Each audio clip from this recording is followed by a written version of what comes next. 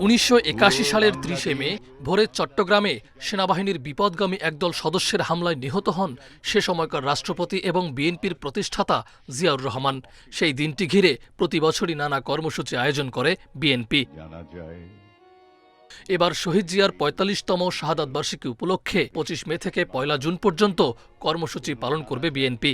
এর মধ্যে ৩০ মে দলীয় কার্যালয়ে দলীয় পতাকা অর্ধনমিত এবং কালো পতাকা উত্তোলন করা হবে। জিয়াউর রহমানের সমাধিতে শ্রদ্ধা জানাবেন প্রধানমন্ত্রী তারেক রহমান। এছাড়া ৩১ মে ইঞ্জিনিয়ার্স ইনস্টিটিউটে আলোচনা সভায় থাকবেন প্রধানমন্ত্রী।